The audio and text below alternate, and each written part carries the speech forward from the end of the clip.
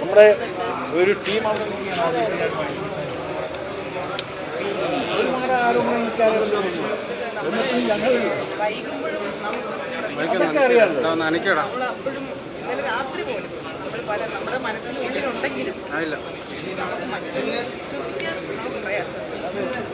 ഇല്ല. അതെന്താണെന്ന് വെച്ചാൽ നമ്മളുടെ പ്രതീക്ഷയ്ക്ക് വിരുദ്ധമാണ്. എന്നുവെച്ചാൽ ഇതിൻ്റെ അടിയിലുണ്ടാവും 153 മീറ്റർ വീതിയിൽ റെയിൽവേ ട്രാക്കും തിയേറ്ററും പണിതൊക്കെയാണ്. സ്വാഭാവികമായും അവിടുന്ന് ബോഡി താഴെ പോയിക്കഴിഞ്ഞാൽ ഗ്രില്ലുണ്ട്. ഈ ഗ്രില്ലിൻ്റെ ഇടയിലൂടെ പോകുമെന്ന് ആരും കരുതിയിരുന്നില്ല.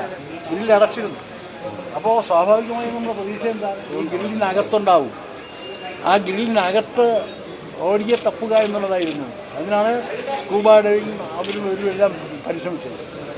അപ്പോഴാണ് ഇപ്പോൾ ഈ കാര്യത്തിൽ ഈ വെള്ളത്തിൻ്റെ ഒഴുക്കെന്ന് പറയുന്നത് മേലിലുള്ളതല്ല, വേഗത അടിയൊഴുക്കാണ്. ആണ് സാധാരണ പറയുന്നത് അടിയൊഴുക്ക്. അവിടെ വരുന്ന ചലനം നമുക്ക് പെട്ടെന്ന് മനസ്സിലാക്കാൻ കഴിയില്ല. അടിയൊഴുക്കറിയാതെ എന്ന് പറയുന്നത് ഏത് ജീവിതത്തിൽ പോലും അടിയൊഴുക്കുണ്ടാകും. അപ്പോൾ അടിയൊഴുക്ക് എന്ത് ചെയ്തു? ഗ്രില്ലിൻ്റെ അടിയിൽ കൂടെ പോവാണ്.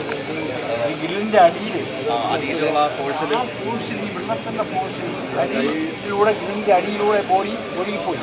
ഇനി മരണപ്പെട്ടാൽ 2 ദിവസം കഴിയാതെ ബോഡി സാമാന്യമായിട്ടുള്ള അർത്ഥമാണ്.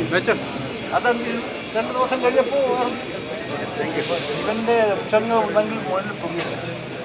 ഇത് ബോഡി മരണപ്പെട്ടു എന്ന് സ്ഥിരീകരിച്ചതിന് ശേഷം മാത്രമേ സാവധാനം വെള്ളത്തിൻ്റെ അടിയിൽ നിന്ന് പൊങ്ങൂ. അത് ശരി, നിങ്ങൾ കണ്ടിട്ടില്ലേ? ഇനി ഇവിടെ കിട്ടിയത് തന്നെ നമ്മുടെ ഭാഗ്യമാണ്. ഇത് അപ്പുറത്ത് മറ്റേ കായലിൽ നമ്മൾ 17 സ്ഥലത്ത് ഫിഷർ വെച്ചിട്ടുണ്ട്, മാലിന്യം ട്രാപ്പ് ചെയ്യുന്നുണ്ട്. എന്നിട്ട് ഇന്നലെ രാത്രി നമ്മൾ ഈ ശക്തമായ ഒഴുക്ക് തുടരുമ്പോൾ തന്നെ നമ്മളെല്ലാ ഈ നഗരസഭാ പരിധിയിലുള്ള എല്ലാ വാർഡുകളിലെയും നമ്മുടെ തൊഴിലാളികൾക്ക് ഇൻഫോർമേഷൻ നമ്മൾ കൊടുത്തു രാത്രി തന്നെ. കാരണം അവർക്ക് ഈ പ്രാദേശികമായി ഇത് വരുന്ന ഒഴുക്കിനെ പറ്റിയൊക്കെ അവർക്കറിയാം. അങ്ങനെ നമ്മുടെ 2 കണ്ടിജൻറ്റ് സ്റ്റാഫാണ് രാവിലെ കാണുന്നത്. അപ്പോൾ അവർ ഇന്നലെ രാത്രി മുതൽ തന്നെ ഫയർഫോഴ്സിൻ്റെയും പരിശോധിക്കുന്നതിനോടൊപ്പം തന്നെ ഇവരും പരിശോധനയിലുണ്ടായിരുന്നു. അത് മാത്രമല്ല, ഒരു കോർപ്പറേഷൻ ജീവനക്കാരൻ പറഞ്ഞത് പഴവങ്ങാടി ഒരു ഹോളുണ്ട് താഴോട്ട്, അവിടെ പെട്ടുപോയാൽ ഫ്രിഡ്ജ് അതുണ്ട് എന്ന് അയാളാണ് പറയുന്നത്. അവർക്കറിയാം, അവർക്കിത് എക്സ്പീരിയൻസ് ചെയ്തിട്ടുള്ള. അപ്പോൾ അയാൾ പറയുകയാണ് അപ്പോൾ അങ്ങനെയാണെങ്കിൽ അതിനെ ചുറ്റിപ്പറ്റിയുള്ള പരിശോധന നടത്തണമെന്നുള്ളത്തേക്ക് എത്തിയിരുന്നു വൈകുന്നേരം. അന്ന് മേയർ തന്നെ വിളിച്ചിട്ട് ഈ കാര്യങ്ങളെല്ലാം പറഞ്ഞു. അതെല്ലാം പിന്നെ ആലോചിക്കുമ്പോഴാണ്, അതിൻ്റെ വർക്കിലേക്ക് പോകുമ്പോഴാണ് ഇന്നിപ്പോൾ കിട്ടിയത്. നമ്മുടെ ഭാഗ്യം കൊണ്ട് വേണം കിട്ടിയെന്ന് കരുതാൻ. ഇത് ഇപ്പുറത്തെ കായലിൽ ഇറങ്ങിയിരുന്നെങ്കിൽ ഇനിയും 2 ദിവസം എടുക്കും. ഇത് നമ്മുടെ ഒരു ഭാഗ്യം കൊണ്ട് തന്നെയാണ്. പ്രശ്നങ്ങളൊക്കെ നമുക്ക് അതൊക്കെ സാധാരണഗതിയിൽ വരുന്നത്. അതൊന്നും നമുക്ക് വേദനയുടെ നമ്മുടെ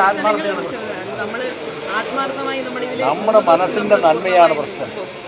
നമുക്ക് നന്മയുണ്ടായാൽ മതി. എല്ലാ വിമർശനങ്ങളും നമ്മൾ ആ നിലയിൽ എടുക്കാറുണ്ട്.